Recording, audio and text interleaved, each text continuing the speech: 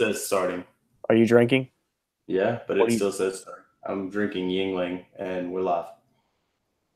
Yingling's good. Yingling's really good. I don't really drink. I tend not to drink it until it gets a little cold outside because I'm not like a really. I don't like heavy beer. Are you a beer guy, Alec? We've actually never had a. I've never met Alec personally, so we've never had a chance to drink before, which is something that I hope will change at some point. But what's your go-to at a bar, at like a standard bar? What are you going to? Uh, I mean, I feel like every adult male aged 19 to 27 is now a beer guy, right? Like, I don't know, man. I like wine. Dogfish Head IPA. But do you not like beer? I mean, I like, dude. This is gonna be Like, this is the question. I mean, a lot of people are gonna roll their eyes, but I like macros. I'm not a big micro guy, dude. I don't really know like the ins and outs of beer. Like I know Mac's a huge beer guy. And he lives in Asheville, and that's a huge beer town. And everything is micro and made with like 4 glasses at a time or whatever. I mean, dude, I'll drink like a few Miller Lights when it's hot outside on a summer day, but I really like wine, and I prefer wine so much more. I respect that. I feel like that's how adults used to be. Like, you drank your 2 or 3 macro beers, and then eventually you became a grown-up and you started like knowing a little bit about wine. And now we never have to do that. You just learn more and more and more about beer. And somebody likes saisons and somebody likes porters. Oh, I mean, God, the list goes on and on, man. I mean, gosh, Mosley in Germany or in Austria, right? I mean, the beer over there is insane. Like the varieties, I really don't understand it. And I'm not saying that I understand the ins and outs of wine either. Like I realize both are really, really intricate, and I don't claim to be an expert on either. I mean, do we love doing these power rankings around here? And at some point, we probably should get into a beer one. And I don't know if you split that into like micro and macro, because I mean, dude, like a simple top 5 right now of macro brews. Like, I mean, Yingling's in there, Miller Lite, Bud Light is obviously in there. We drank a shit ton of Natural Light in college. Did you drink Natty in college, Alec? Of course. Okay. I mean, I don't know, dude. It's no. I understand it's kind of a regional thing, but yes, the Carolinas, man. I mean, I don't know. I mean, I feel like it is kind of it's a Southern thing. No, I mean, I feel like it's marketed. I don't think so. No, I think all everywhere. We drank Natty Light, Busch Light, of course, like Bud Light, Bud, Kurz. What? Did you get yourself some Kurz when the mountains are blue, Andrew? Oh God, Coors, dude. You gotta drink some Kurz Light. Come on, man. Goodness, dude. Listen. I don't want to alienate any possible sponsors this early in the show's life, but at the same time, Coors not my favorite drinking choice there at all. Besides the fact that it tells you when you're cold. Different? How are they any different? They're very different, man. You can't just see. This is what's wrong with. Come on, just because you like a big variety of all these microbrews, you're gonna come in here and be like, all these microbrews are the same. There's no difference. There is a difference. Bud Light is trash. Oh, I disagree. I think Bud Diesel for life. Okay, I'm not going to dispute that Bud Diesel is better than Bud Light, but Bud Light is not. I don't even get that, dude. Bud Light, like back in this is such a terrible defense, dude. But back in high school, was Bud Light not just like the best possible beer that you could have, dude? That was the shit. Like it was bad. Like you were a bougie motherfucker if you were rolling up into a party with Bud Light, dude. And I think it's still very good, man. Like you think it's. I mean, it's not as bad as Coors Light. What about Miller High Life? And I know you know the champagne of beers. I kind of like Miller. I mean, again, whoa, very different. Miller Lite. Excellent macro brew. Miller High Life, terrible. See, that sounds like a man who hasn't truly treated himself to a piece of the High Life. I've treated myself to several High Life, and I believe you know that I've treated myself to several High Life. There were moments in the college career where High Life was the only option, and when High Life becomes the only option, that puts you in a dangerous predicament. That it does. But yeah. Luckily we're not there anymore, and we're moving up to Yingling. Yeah, I And, mean, I think we're all moving on up in the world, just like our podcast is moving on up right now. This is from the Nosebleeds Sports Podcast, and my name is Andrew Levin. Thank you so much for listening tonight. I'm here with my very good friends, Will Mosley, who has a very tasteful artistic painting over his right shoulder right now. How's it going, man? Oh, I'm doing well. I'm doing well. Hope everybody out there is doing well. Can we get 30 family-friendly seconds on the picture behind you right now, please? This is a lovely piece painted by my significant other that depicts a queen and the human Can you body. tell he's struggling? It's beautiful. It's beautiful. Mac Young here also, our good friend. Not as tasteful as a background going on with you, though, man, I have to say. That is true. I do not have I'm not even going to try to be family friendly on that. I don't have what Will has behind him. I have a white wall, but I'm glad to be here. Oh, well, we're glad to have you here, man. Glad your internet's working a little bit better. And Alec Uwecki has taken the tie off. He's still got the work clothing on. He's going to work a little bit for us, hopefully tonight. Maybe not, though. Probably just fool around a little bit. How's it going, man?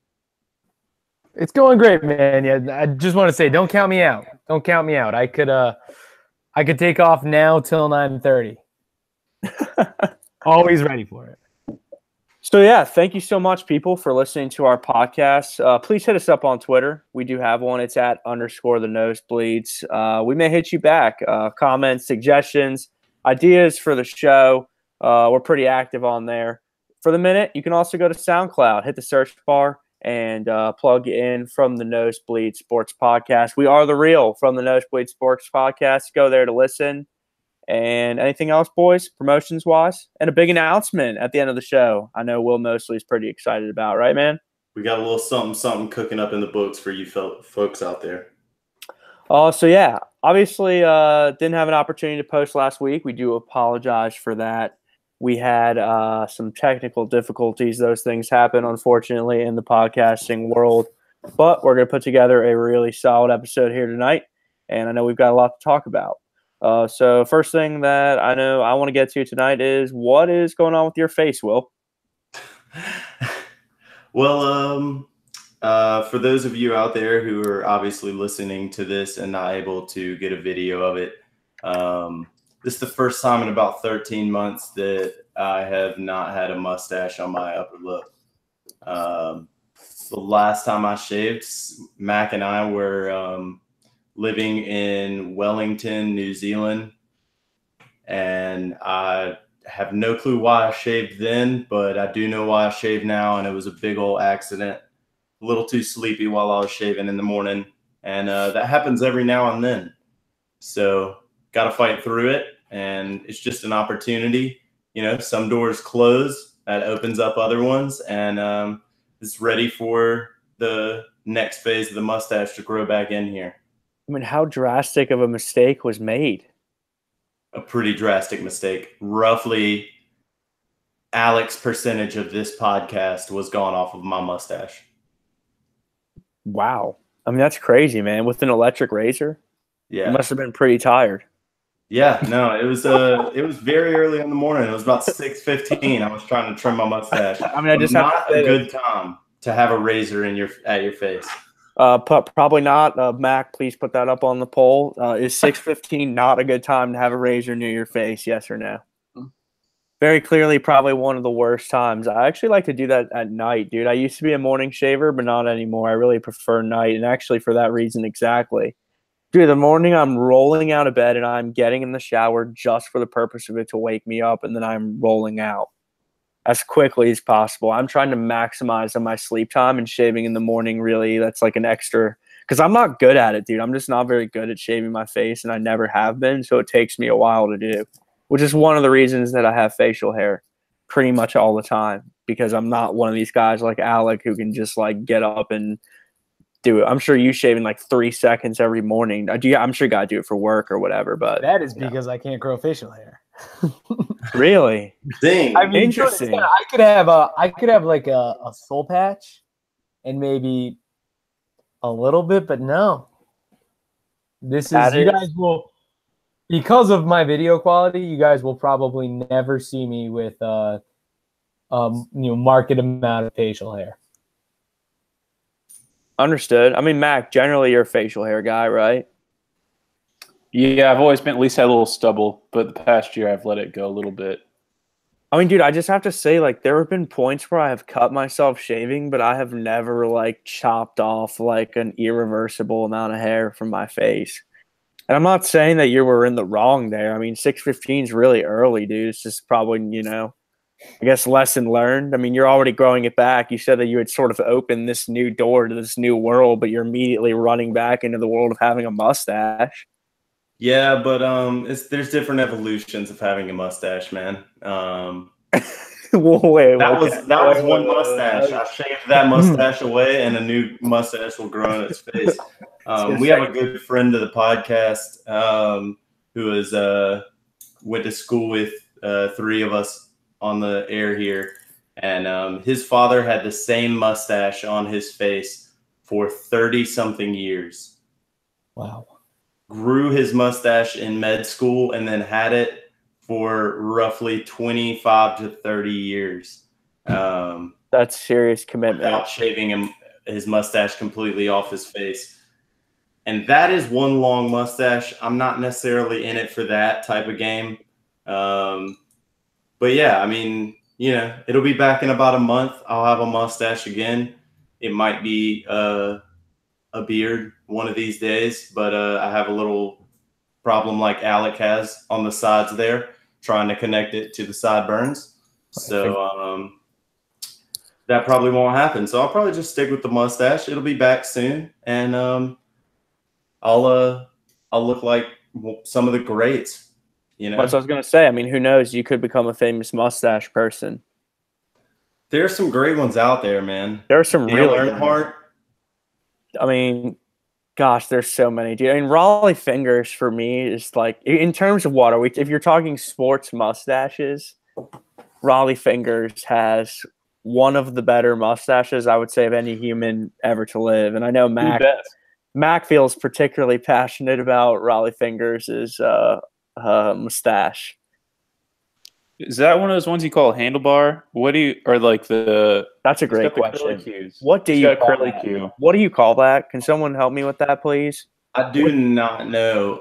The handlebar, what you're talking about, that's like Goose Gossage. It's like going down. He's got the French. Yeah, the Hulk Hogan. Don't know if that's the best person to reference with that mustache. Let's stay with Goose Gossage. And yeah, I'm not sure what the little twists are, but I mean, yeah, Raleigh Fingers, that's just beautiful. And on top of it, obviously, he's in the Oakland A's uniform, which is just an amazing outfit altogether. Absolutely, man. And always a big rest in peace to Hulk Hogan shutting down Gawker over a racial pornographic scandal. So I'm glad we could get to that in the show. Alec, what's up, man? No, I just wanted to say my favorite part about Raleigh Fingers' mustache is it's purely intentional. He waxed it. He woke up every day and made sure he looked like that. And that's why it's the greatest sports mustache of all time. I mean, it definitely looked like it took probably a ridiculous amount of effort. Probably too much, in my opinion. He was really see, it's great. Don't get me wrong. As a mustache guy, I respect the full mustache more than the delicately put together mustache. It's interesting. So Goose Gossage is up there for me. His full white, just short little handlebar mustache is always stuck in my mind because of how full it is. And then another great MLB player who had maybe the thickest mustache of all time, Dennis Eckersley. Yes. His upper lip has never seen the light of day. Never. Yeah, incredibly thick. And it's an interesting what you bring up there, dude. It seems like you're more of like a mustache purist. Like Dale Earnhardt gets up in the hair. It's not about the about the style of it. I mean, Dale Earnhardt gets up in the morning and his mustache is just there. I mean, it's part of who he is as a human being. I feel like Raleigh fingers, like that's a serious process there. It's almost like someone who's got natural curly hair like myself, and then someone who's got to get up in the morning to curl it. No, It's exactly like that. I mean, Dale Earnhardt's mustache is the definition of a caterpillar on your lip. It's just full and creepy, and it's the best NASCAR mustache you could possibly ask for. I love it. But yeah, I'm with you. Raleigh fingers, it's a little too manicured for me. Mike Ditka, it's even a little lighter, but it's just raw. It is a Mike Ditka. And when it is full, Mike Ditka has one of the best mustaches. It's a true Ron Swanson-esque mustache. Mm. What would you say about like Walt Frazier with some mutton chops working up into a mustache? oh, that's interesting. Does that count as like a full mustache? Because if so, I'm with Mac. I mean, some that's thick ass mutton chops. Oh yeah, mustache, and there's nothing here, nothing on the bottom. Yeah, I would like to categorize that as a power stash along with Goose Gossage. I don't know why, but I think that is a slightly separate category. yeah. It's also an excellent term that you just created. But it's a mustache plus. You know? Okay, I like that. I I like that. that. I'm in on that. I think it's a strong look. The only other one that I would honorable mention shout out here is Patrick Ewing, just because I can picture that face smiling from ear to ear on, I think that was it Newsweek or Time or whoever did the picture of him where he's just sitting there standing, just smiling ear to ear, and he has this beautiful mustache just curling up above his smile. That's a good one. I don't know if you guys been paying any attention to the Andrew Luck stories that have come through the past few days, but he has gone away from the Amish-looking beard to a mustache. So he is not looking good. I don't know if you guys would check that out at all. It is something to be seen. Is that the only thing going on with Andrew Luck, or is there something else going on with Andrew Luck? That and that playing again, and he feels healthy. Well, there you go. I mean, our good friend in our fantasy league who always takes Andrew Luck will be way too early in the draft. We'll be very happy to hear that. Of course, we all know who we're talking about. A friend of the show, actually. So, yeah, any other famous mustaches? I used to not be able to grow a mustache, which was kind of a depressing thing for a while. You know, little insecurities and things. And now I'm going to throw out my boy, Aaron Rodgers. He always in the off season can grow a nice thick stash. Well, he does November, right? Doesn't he do like he does? He also does that. November.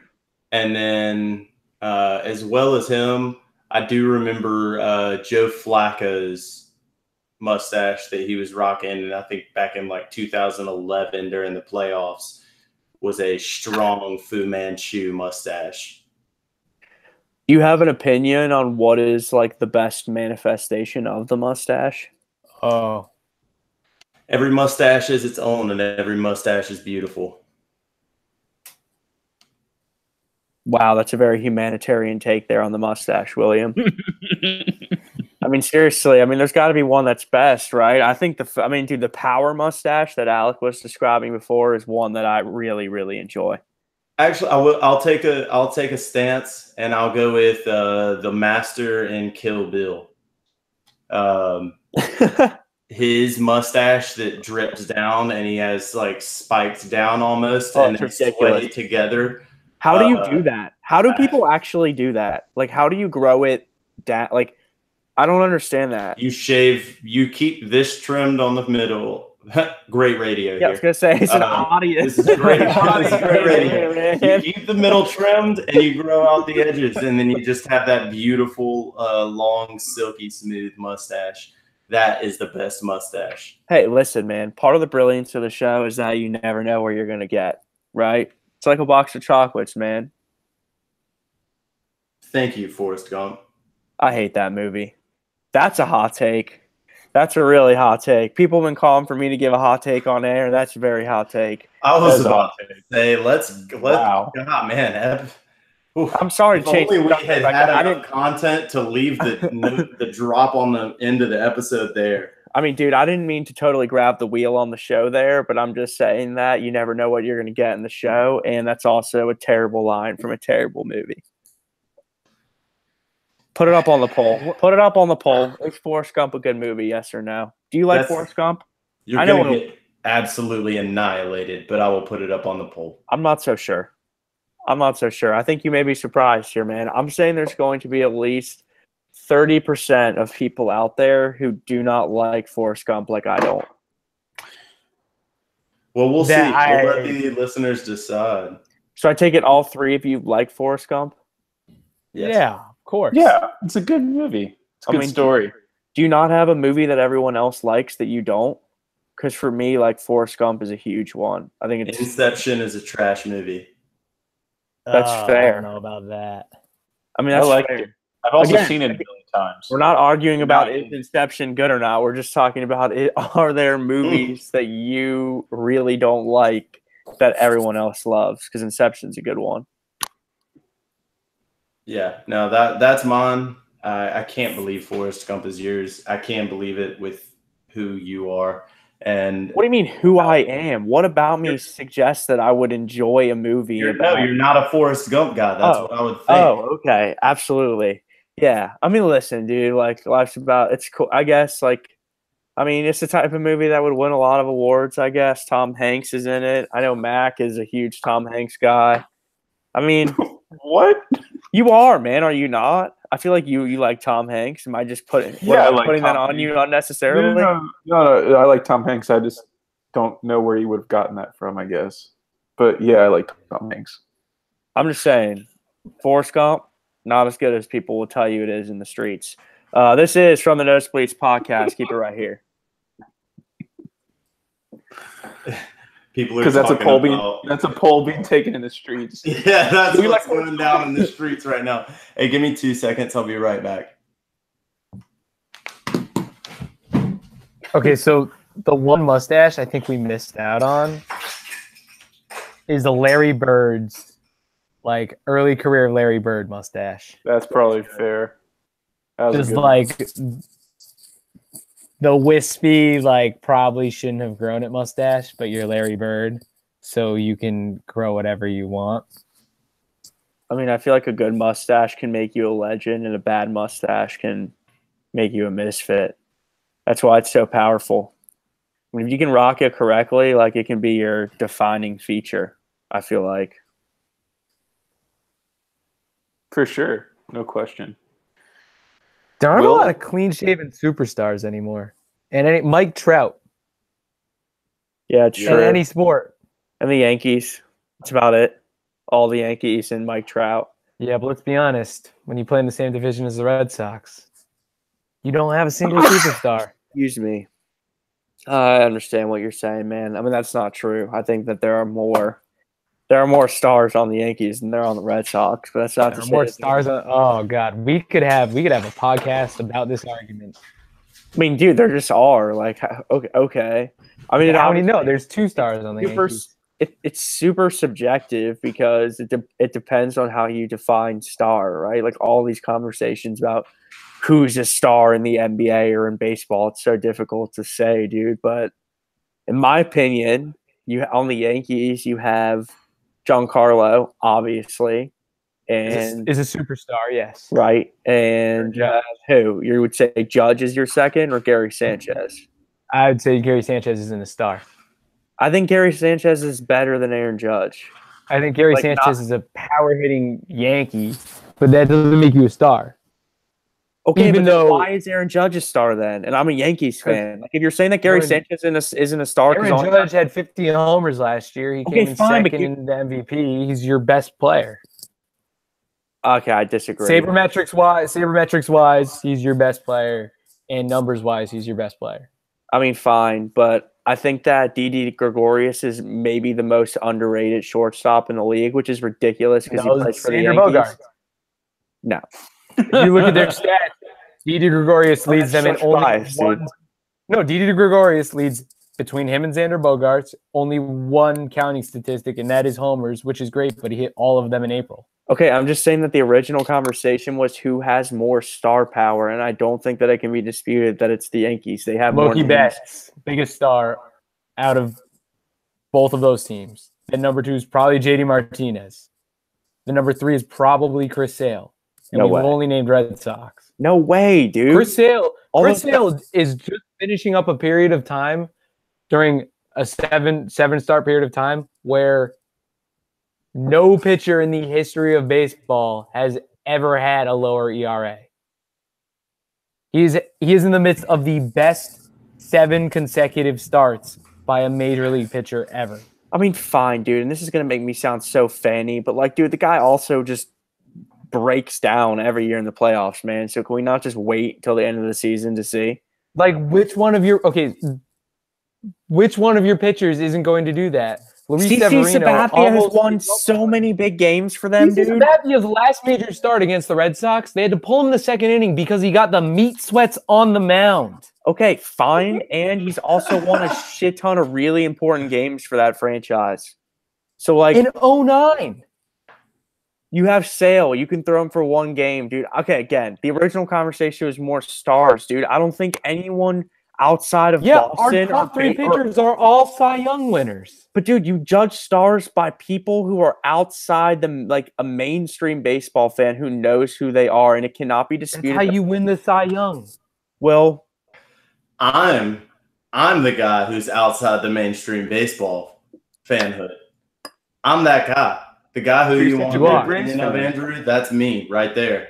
I'm a huge fan of the Braves, obviously, and I watch every second. But other than that, I don't care about the rest of the baseball world. And JD Martinez is the first name that I would think of when I think of the Red Sox. And I would automatically think of 3 names on the Yankees first. CC Sabathia, I do agree with you. It's because of stuff that he did back in 2009. But still, he's just because of name and history, he's already such a big star that people outside of the rivalry know his name automatically. Giancarlo Stanton was the biggest move this offseason. And the MVP last year. And the MVP last year. And he joined it. And the guy that he battled against, who ESPN has made such a big deal about him battling against last year, that they showed him all the time, and they showed every time Judge was at bat, they cut to it. He is another big star. I'll give you JD Martinez is up there, but I actually think that if you name the first 4 stars that you think of out on those teams this year, those are the 4 that I name, and they're actually 3 Yankees. Okay, like, Alec. I get you, Alec. There are big stars on Boston, but they're not. It's the same thing with Brooks Koepka. I'm not saying that they're not better. I'm saying that they're not as big of stars. Alec, you can. That's fine, as long as you say that they're better. Fine, dude. They got a 12-game lead with 40 to go, dude. They're clearly going to win the division this year. The original conversation was about stars, and all I have to say to you, Alec, is this. A few weeks ago, when someone asked Commissioner Rob Manfred about why Mike Trout wasn't such a star, he said it was because Mike Trout wasn't willing to put in the work, and that caused people to think that the only way that Mike Trout was going to become a legitimate star was to go where? New York. It cannot be argued, dude. The town just creates more stars. The general public knows a whole lot more about the New York Yankees than they ever will about the Red Sox. That's no slight to the ability of the team this year. Oh gosh, those are fighting words, Andrew Levin. Those are not a fighting words, Alec. It's just, dude. You have to. This is the one. I'm sorry. I'm becoming way too biased for this conversation, and maybe so am I. I recognize that what Will's saying. What I think what Will mostly expressed before about being able to name more Yankees than Red Sox by far indicates to me probably the general consensus that most people would have. I just think that generally more people who don't pay a whole lot of attention to baseball on a day-to-day basis know who Aaron Judge is before they know who JD Martinez is. Yeah. Okay. That's probably a true statement. And Alec, if it's any consolation, you know how much I watch of the Braves, but I could probably name more Yankees than I could Braves. Well, And that just says what it is to be a Yankee, I think, and the stardom that it does bring. And just whether you're that much better than the person you're playing against or not, you're getting more camera time and you're getting more exposure because you're a Yankee. And I think that extends to a lot of people in sports. We've spoke about Mike Trout, and I think it goes for the PGA Championship winner, Brooks Koepka. How so? Because I didn't know that Brooks Koepka had 3 majors until someone tweeted, hey, Brooks Koepka has won 3 majors. And I thought about it, and I was like, wait, you mean to tell me that Dustin Johnson has 1 major and Brooks Koepka has 3? And I literally forget Brooks Koepka the next weekend after the tournament that he's done winning. And I don't know why. I think it's interesting. I think it's interesting to explore, dude, to get into. The guy's got a ton of ability. I don't disagree with what you're saying, man. I mean, dude, at the end of the day, I think a lot of what happens with DJ comes down to who he, his what. I mean, they're not married. I think they're engaged, so whatever. I mean, he's with Paulina Gretzky, right? That goes a long way for him, I think. And Brooks is just a little bit more of a quiet human being. But yeah, man, I mean, he's got the same amount of majors now that Jordan Spieth has. And I think when you sort of say it like that, it kind of puts in – I mean, I think we view Jordan Spieth a lot differently than we view Brooks Koepka. That's for sure. Yeah. No, it's easy to say that. Do you think that Brooks Koepka will ever become a star? I mean, that's one thing, especially with your perspective on this, Andrew, because I think about it like when I think of probably like the, maybe 8 to 10 golfers who I know best, and I'm a very casual I'm a sports fan, right? Maybe not even necessarily a golf fan, but Brooks Koepka isn't in that top 10 or in that top 8, right? Like Ricky Fowler, who's never won a major, is in there. Yeah, absolutely. I mean, Sergio Garcia, Dustin Johnson, Tiger Woods, Phil Mickelson, the list goes on, but Brooks Koepka has 3 majors in the last 5 tournaments. Yeah, something like that. Yeah, it's ridiculous. In the last 15 months or 13 months or whatever it's been. Okay, I mean, this is how I think it ties into the Red Sox and Yankees conversation. Like, my barometer for being a star is, do people know you? Like, at the base level. And so asking if Brooks Koepka is going to be a star has a lot to do with, like, how is golf going to promote this guy? And how is he going to promote his brand so that more and more people know him? Because at the end of the day, what made Tiger different was that every single person in the U.S. was sitting down on Sunday afternoon to watch him because he was really, really compelling. And I was it fair. We'll get to that. Okay.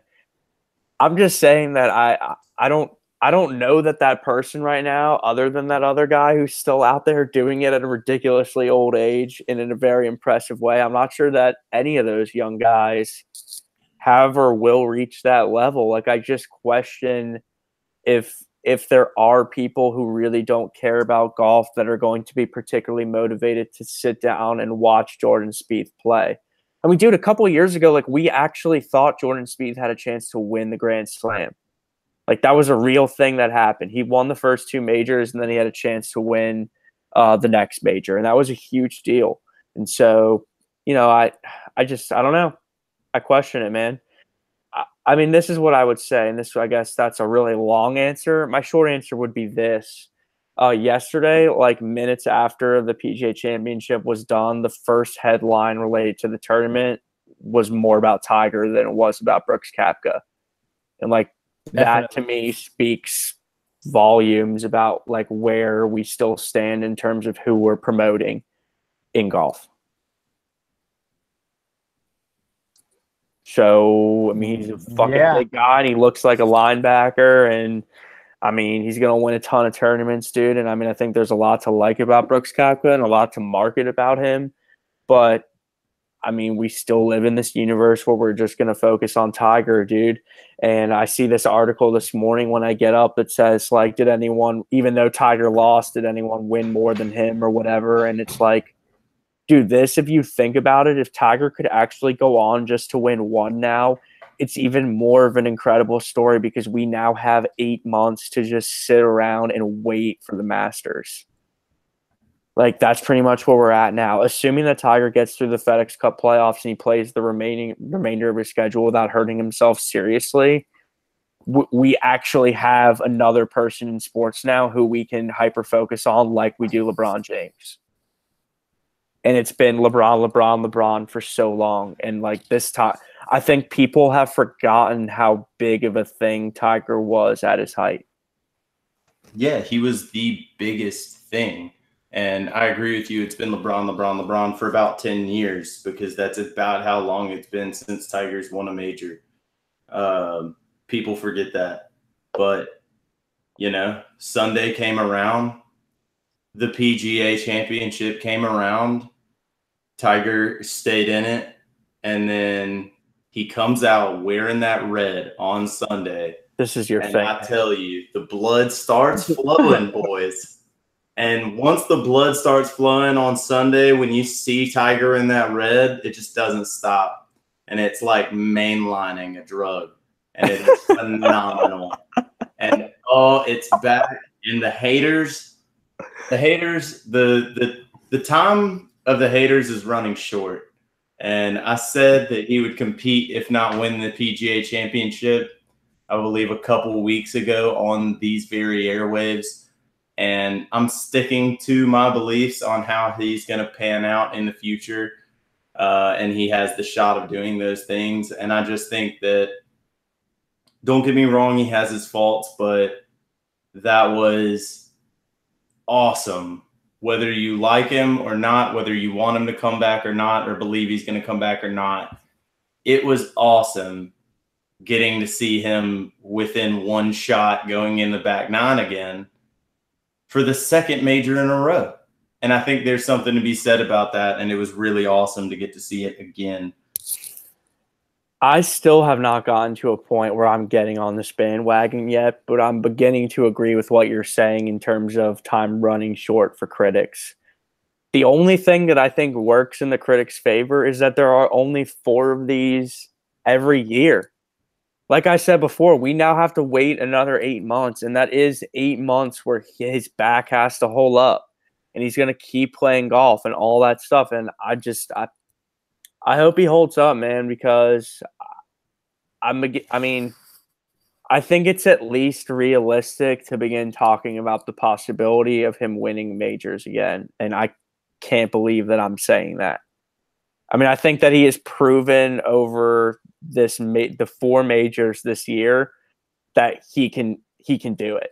Like he clearly has the ability to do it once. I'm not saying that he's going to do it 4 more times, but it's at least in the realm of possibility now.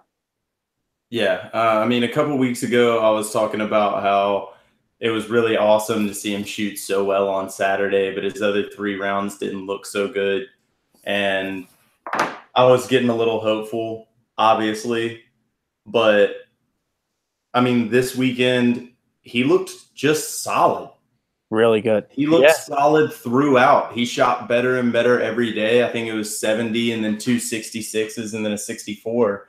And, I mean, when the pressure was the biggest and when it was mounted the highest, he left a couple birdies on the back nine short here and there that could have maybe won him the tournament, but he didn't lose the tournament. No. Brooks Koepka won the tournament. He played really well. Yeah. That is something that I think was really awesome to get to watch again. Was we didn't watch Tiger compete and lose. We watched Tiger play as good as he needed to win that tournament on any other day that Brooks Koepka isn't determined to just hold out and win out. But I mean, I think that's the thing that I was talking about before. Tiger's so dominant in the early 2000s that this is so different. There are so many guys on a week in, week out basis that do have the ability to go that low And so when there's only 4 every year, it's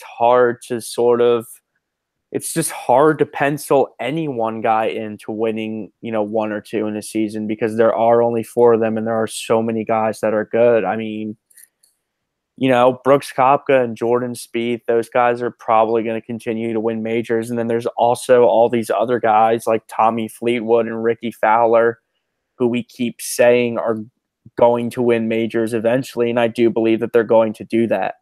And so it's encouraging, man, obviously, for someone that loves golf like myself. It's great for the sport, man. It keeps interest at a very high level, and that's super good for it. I mean, it really is. He's the best thing that's happened to the sport. I mean, you could argue since maybe Arnold Palmer in terms of just sheer marketing power and bringing money to it.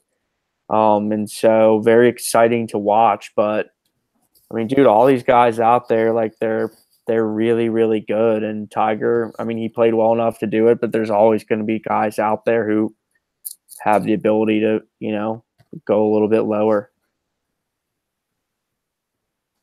But so think about for the next 3 years, Tiger at 1-12. You'd take those odds, wouldn't you? I would. You're saying like win 1 over the next 3 years? Yeah, probably. Yeah, 1-12 shot. That's what I'm saying. I mean, but these people who are out here saying now that we can begin to talk again about him chasing Jack, like, dude, he's got to get 1 first, and getting 1 is very difficult. Or in this case, for him, getting his 15th. I think like this is going to be clearly probably the most difficult one for him to get, which is, I think, kind of cool to say. And also, dude, I mean, just as we sort of like talk about him being related to LeBron in terms of the way that we cover him, like LeBron did this also a little bit, dude. Tiger was loved, and then we sort of hated him for a while, and one could only imagine like what his love rating is going to be, so to speak, if he could actually win one of these things. And so it'll be interesting to watch him moving forward. I mean, I think even this season he's got a pretty good chance to make it all the way to the last playoff round, which would be cool to see. I mean, I have to imagine that he's very encouraged with the year that he's had, even though he hasn't won a major. And I think in the past, that's not something that he ever would have said. Yeah, I think it's something to be said for expectations on his end, and expectations on our end for him now. Okay, so as someone who roots for, like, casually for golf and roots for Tiger, like, where do you set your expectations, Will? I set my expectations that I think he's going to compete, and I give him a 1 out of 12 shot, and I'd take those odds. I think that he's going to compete enough, and I think that if he's 70% of the golfer he was in the 2000s, he's going to win 2 of those 12, right? Like, I mean, he's going to have chance. Yeah. The golfer he was in the 2000s was so dominant that even if you can get a sliver of that back, he's going to compete every tournament. And if he's putting together these type of rounds in back-to-back majors and competing in 4 straight majors and at least throwing up numbers and making the cut and not getting laughed off of the course at some points, which we've seen in the past 5 years with him trying to make this comeback, it's awesome to see. And I think that it's something that you can really set your hopes at him being able to at least give you the feeling that he gave you on Sunday 6 or 7 more times before he's on the senior tour. I think that's an important point, man. I mean, he had a very realistic chance, you could argue, at half of the majors this year. So, like, if he continues to give himself chances and he plays steady golf, eventually, yeah, he's going to have a day where other guys don't play as well. So, I mean, just very cool, dude. I can't believe that we're at this point, even though it's the end of the season. Like, people are already talking about next year, and that's not something that you could say about golf for the past several years, right? So, I mean, super exciting, dude. And I mean, sports are just, I mean, like the Yankees and the Red Sox, dude, like Tiger Woods, like, sports are just better when these teams and these people are producing. And so I think it's like a really, really good time in sports. I mean, we're talking about the Yankees and Red Sox moving toward the playoffs in baseball, and we're talking about Tiger Woods and major championship golf. That's not a bad place to be at all. But hey, this isn't a bad place to be at all either. You're listening to From the Nosebleeds podcast, and we will be right back. Keep it here. Tiger Woods is 20th in FedEx points, by the way. Yeah, so I mean, if he stays in the top 30, then he'll make it all the way to the end. Yeah. He's also made – Jesus fucking Christ. Tiger Woods hasn't won a major, and he's had, like, somewhat good of a year, and he's made, like, $3.4 million just on tour. Yeah, in earnings. Yeah, just in an earnings. That's so ridiculous. What has Justin Thomas made? Are you looking at the money list? Yeah, I have the PGA Tour stats up for this year. Dustin Johnson's leading by like 100-something points on Justin Thomas. What about money? Who's Justin leading the money? Thomas has the top end money with 7.8 million, and then it's 7.3 for Dustin Johnson right behind him, and then 6.4 for Brooks Koepka. Cool. So, bless you. Jesus Christ. So yeah, I think at this point, like bringing it back for a passionate snack discussion, we want to do that. Yes, we do want to hit. I know we're obviously a little shorter on time. Do we want to just reference the Friends of the Fantasy League or something like that, or flesh any of that out tonight? Instead of a more in-depth snack, we can shorten the snack list to 3. Why don't we? See, I don't think we should do that. Snacks is our best. Like, right? I feel like that was the best segment we'd had in a while. I'm with you. I liked the snack. I don't think we should waste snacks on something like that. Okay, I agree. I mean, I think we could talk about fantasy and do some other. We can just. I mean, I think we can definitely talk about fantasy for a while. I mean, I would say probably another 12 or 13 minutes, maybe. Right, Mac? Wouldn't you say? Yeah, we went live at 8:03. We probably have had, let's go, like 5 minutes of off-air time. Yeah, I'd say 12 minutes. Okay. I mean, I think we should go right into snacks then. I kind of do agree with Alec on that. I mean, the fantasy thing. We can just tease it. Yeah. What if we save snacks for another day, though? That's what I'm trying, because I think we can get like a. Yeah. That's what I think God was saying. My bad. I missed that. All right. Give me 1 second. The snacks can go like 20 minutes. We could do. So what about like a top 5 macro beers? Because I know we've already kind of thought about that. Yeah, we can. That'll be short, and that'll be something easy that we can kind of do a little. We can do that as like a little thing at the end of fantasy, and kind of take that into the end of the show if we want.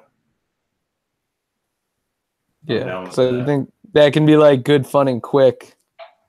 And snacks, I feel like we have to I feel like there's a day where probably in the next 2 weeks, we're not gonna have football yet, because I feel like with football we'll probably always have something to talk about. But snacks, I think we found out, could be almost a full episode within itself. Yeah, no, I do agree. And I think some of these conversations, some of the smaller conversations maybe that we miss, is something for us to keep in mind for the written content. Some of these conversations we might not get to that we think are good. Those might be something to flesh out in writing just with yourself for each of us, like when we have those that we really wanted to get to that we missed out on. And a way to keep those posted and maybe in our minds so that we could even reference back to them and get back to them on later episodes.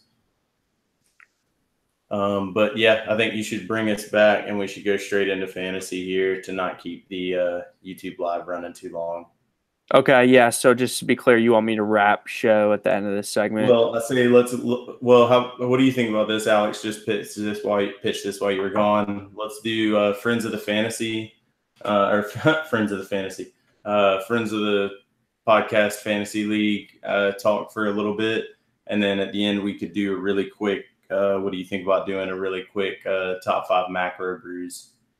Okay, Since yeah, we've that's already fair. talked I mean, about so it. long as it's pretty quick, like literally just going around the room and Yeah. yeah. Yeah, that sounds one good. comment defending or one comment attacking, something like that. Yeah, that sounds good. Maximum. You get to attack one person's one beer, or you get to defend your one beer for some reason. Yeah, that sounds good. That sounds But good. I say we take it straight into fantasy now. Okay.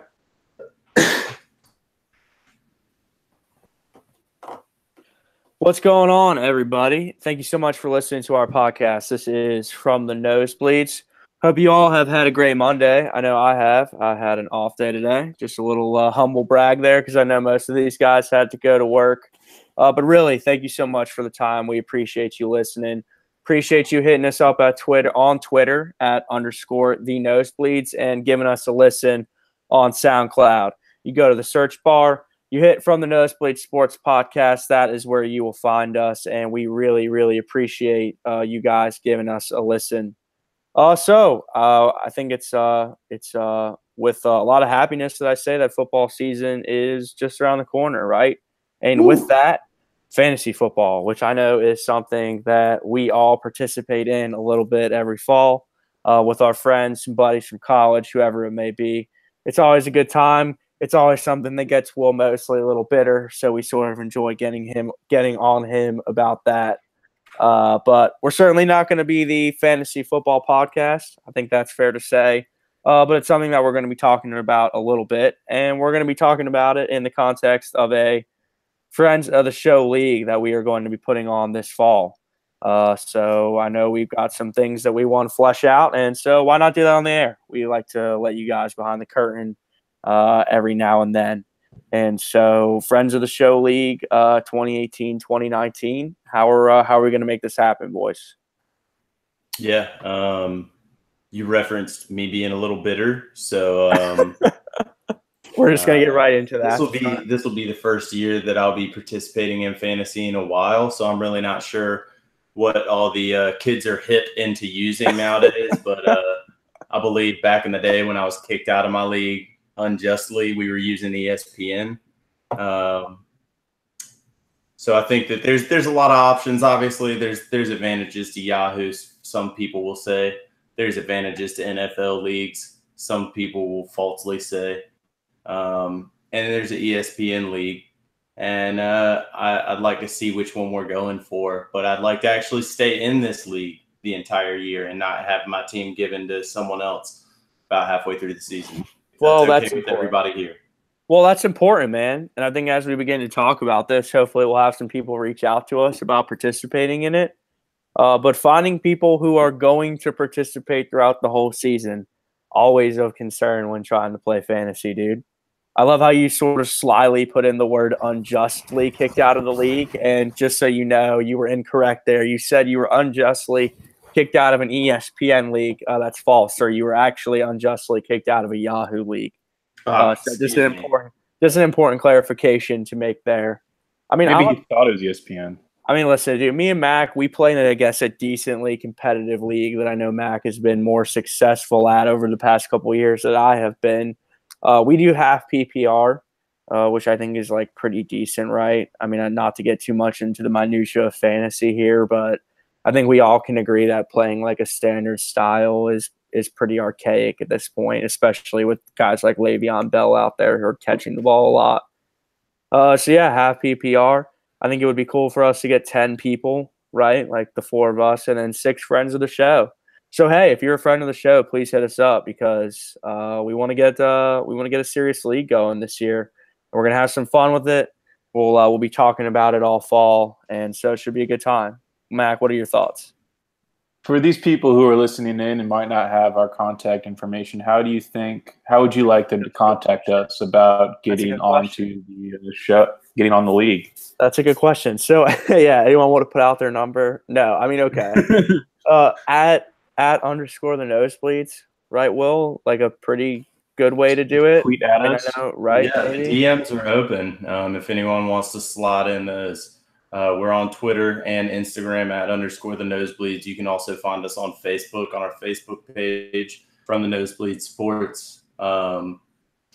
You can message us on there, message us on Instagram, Twitter, comment, really anything. We keep all of our eyes on all of our social medias and everything.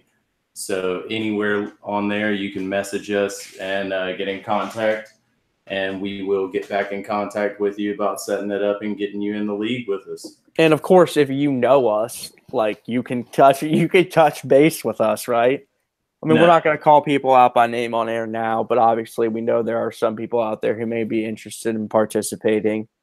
So yeah, gosh, hit us up. Twitter, I guess phone if you know us. But hey, even if you're just a listener, if you're a new listener, like you could be a part of this for sure. I mean, we're going to need 6 people, and we're trying to grow the community around the show. So hopefully we can find 6 people all over who will be willing to talk about it a little bit on maybe their own social media platforms. But hey, should be a good time. And I don't really root for an NFL team anymore. So the more fantasy teams I have, like the more vested interest that I'm going to have in this whole NFL season. Yeah, I think that's my biggest problem originally with fantasy was trying to find a reason to cheer for players who are playing against the Packers every week. So that's going to be a little tough for me to get back used to. But, I'll get back to it, and I plan on being a serious contender now that I'm back in the game. So I guess we're at a point now where we're through what, like week 1 of the preseason? That we are. So we really should be saying by like 2 shows from now, we've got to be like really close to having a draft, no? Right? I mean, I think if we're going to make it work scheduling wise. Okay, so I think that means that like this week, 6 names. Can we come up with 6 names for the show next week? Can we have a roster for this league set? Is that realistic? I think so. Yeah. Okay. So yeah, let's just make that the plan. We're looking for 6 people to play a little bit of fantasy football with the 4 of us here for the 2018 NFL season. So please hit us up on Twitter at _the Nosebleeds and continue supporting the podcast on SoundCloud. And I know we've got a big announcement now. Could we go to it now, Will? Is that okay? Yeah, no, we can. So everybody, if you've been paying attention to any of the social media platforms, you may have already found this news out. If not, this will be news when you're listening to this, and you can go find us on the internet now. We are going to be launching a full website where you can find all of our episodes. We're going to be backloading those to kind of archive all of the content that we've put out, all 22 episodes, I believe. And if we can even get it harvested, we might end up posting the lost episode at some point from last week. The lost tapes out there, a little Tupac action. Know everybody loves a lost tape. So hopefully we can get all that posted out to you. But now that is a new platform. We'll have a new URL posted coming in the next couple weeks. Right now it is a little complex URL, but you can actually find it on our Instagram page. That is at _the Nosebleeds on IG. It's the same as our Twitter handle. You can also find the link to our WordPress site on there. We will be changing the URL in the upcoming weeks, but we'll have all of our podcast episodes from past episodes posted on there in the upcoming weeks, as well as hopefully some written content flowing out to you guys. So there's something for y'all to read in the downtime in between getting to listen to our silky smooth voices once a week. I mean, yeah, the point is that we're trying to give more and more people more and more ways to engage with the show. And so what more of a badass way to do that than a website that's going to allow us to keep super good content rolling all the time, right? Exactly. So, hey, speaking of good content, we are going to come back and close shop with something fun, something quick, something that you guys will really like. So keep it right here. You are listening to From the Nosebleed Sports Podcast.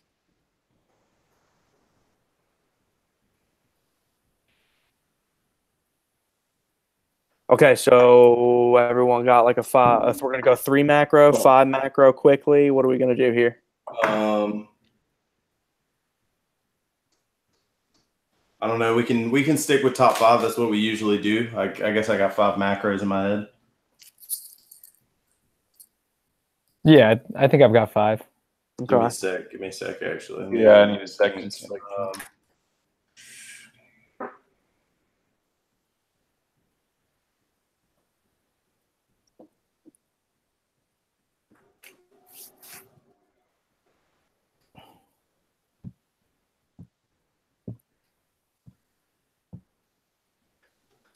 Oh, goodness gracious.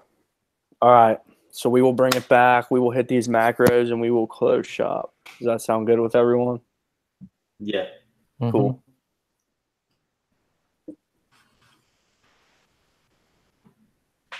What's going on, everybody? Happy Monday. Thank you so much one more time for listening to our podcast. That would be from the Nosebleeds Sports Podcast.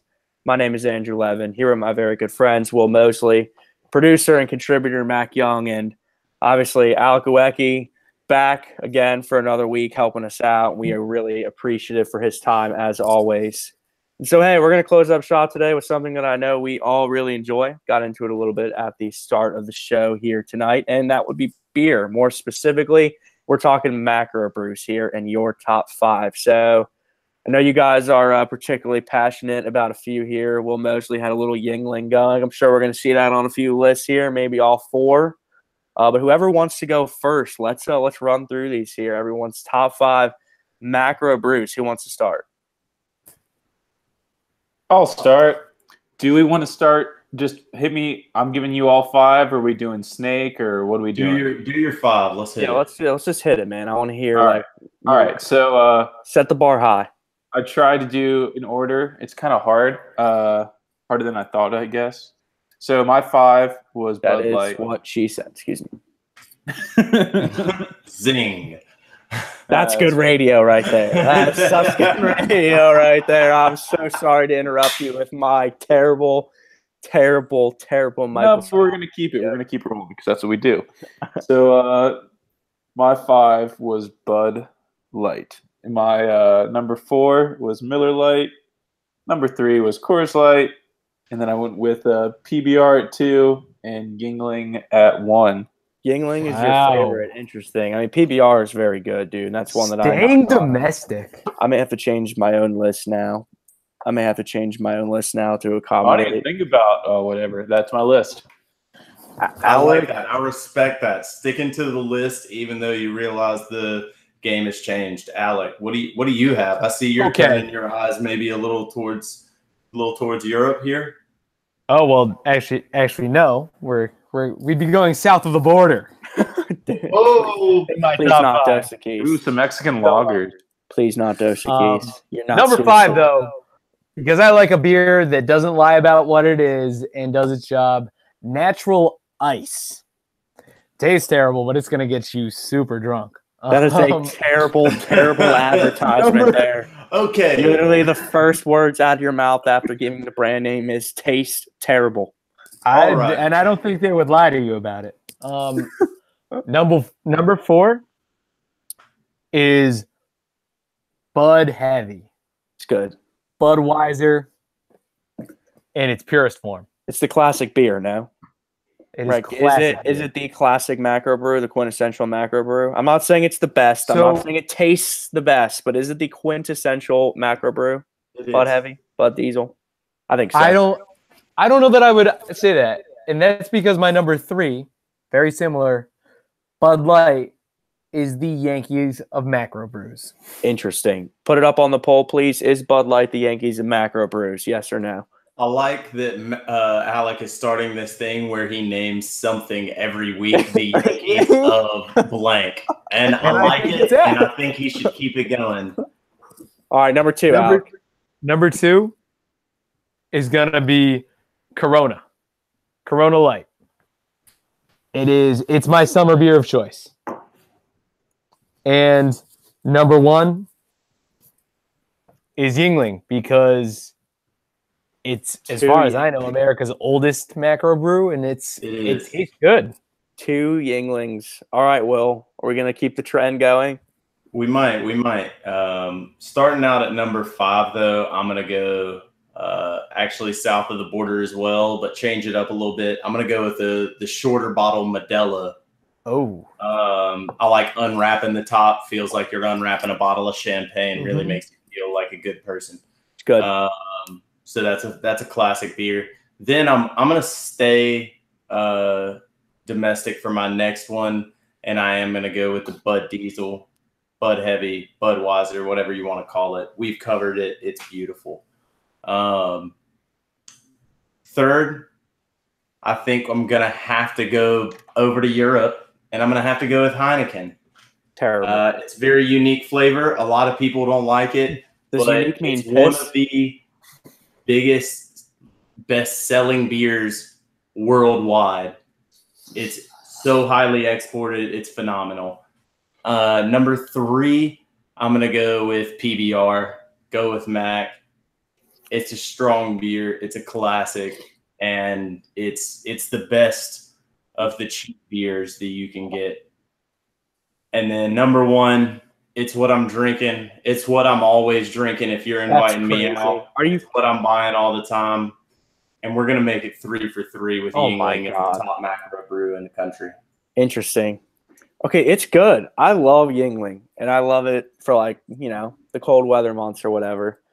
I mean, again, I'm not a big beer guy. You guys would know probably better than me. I could probably do a better list of, like, white wines or something, which would probably make me sound super pretentious and terrible, like a person that I really wouldn't want to enjoy to be around. So anyway, my top 5 list of macro brews starts with a classic, Bud Diesel. In my opinion, it is the quintessential macro brew. It's the best. Dale Earnhardt repped it. I mean, just sort of, right, tying it back in as we like to do here on the show. Great beer. As the suggestion of Keystone. That's a funny one, Will.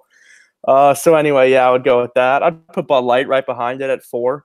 Yingling at number 3. Yingling at number 3. I might actually slide that up into number 2 because I did forget one that I really like that no one's mentioned so far. So we'll say number 3. How about Rolling Rock? You guys like Rolling Rock? I think it's a pretty good beer. Really good out of the bottle, which I think matters when you're talking about macro brews. I think that it's just so good out of that super cool bottle. Yingling at 2, and then dude, I like Miller Lite. Like, it's simple. It's honest. Like Alec was saying, it doesn't pretend to be something that it's not.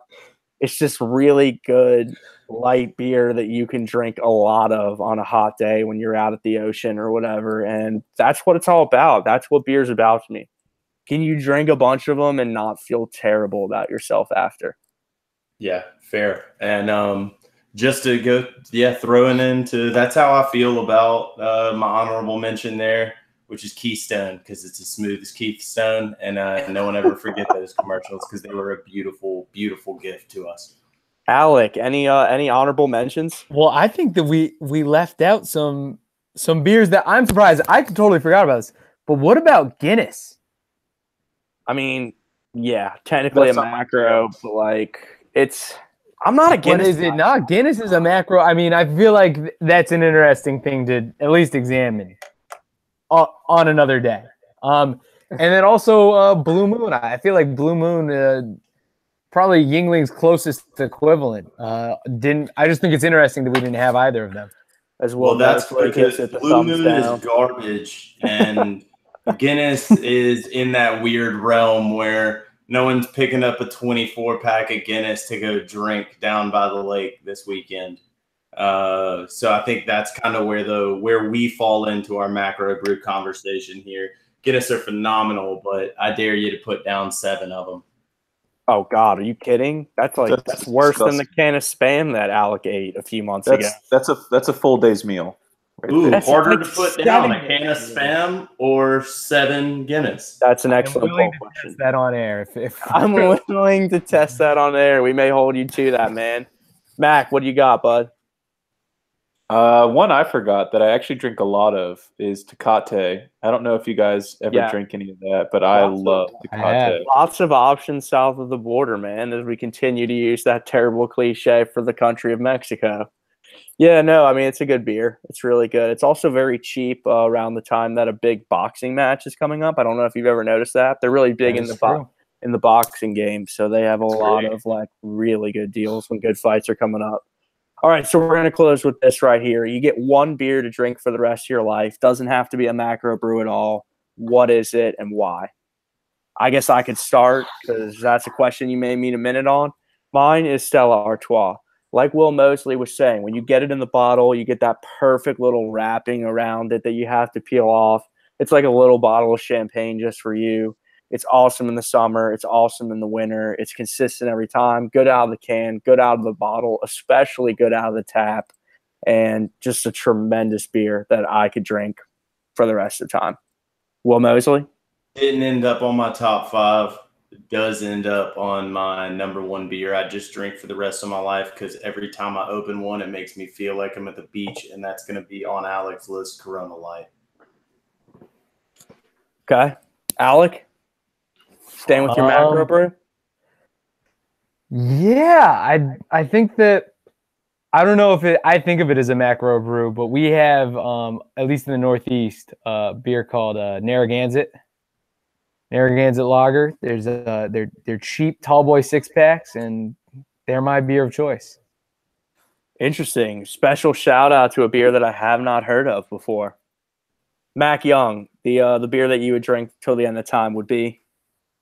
I'm gonna have to go with Tecate. Just put a Interesting. lime in it, drink it straight. It's good. It's good good. anytime. Oh, it's good. Or I'm gonna throw out, since I'm in Asheville, I'm going to throw a microbrew out there because I feel like I need to, being in where I am. I'm gonna go with the Oscar Blues Beer Retail, which is another Mexican lager, but it's pretty good. Yeah, I mean, Asheville, dude. Crazy beer town now. I mean, like, really, really good beer town. Yeah, it's a good time. You guys should definitely visit. So please hit us up on Twitter with your favorite beers, because I'm sure we missed one, because we always miss one. Seems like we get off every week, and there's probably one really good beer out there that we didn't mention at all. What's up, Mac? Nothing. Okay. Dog. Well, this has been... Oh, good. No, this is the perfect place to end right here. Like always, we almost did it tonight, but of course we couldn't. A dog in the background as we close out. The dog's always lurking in the background of our show. Thank you so much for listening tonight. This has been another episode of From the Nosebleeds podcast. For myself, Andrew Levin, my good friends, Will Mosley, Mac Young, Alec Uwecki, thank you so much for giving us a listen. Continue to hit us up on Twitter. Continue to listen on SoundCloud. Be on the lookout for our website, which was going to be something we'll be focusing on here in the coming months. And hey, if you're interested in playing fantasy football with us this season, please hit us up. We have 6 spots available, and it's going to be a good time for all of us here at From the Nosebleed Sports Podcast. Thank you so much. Love you guys.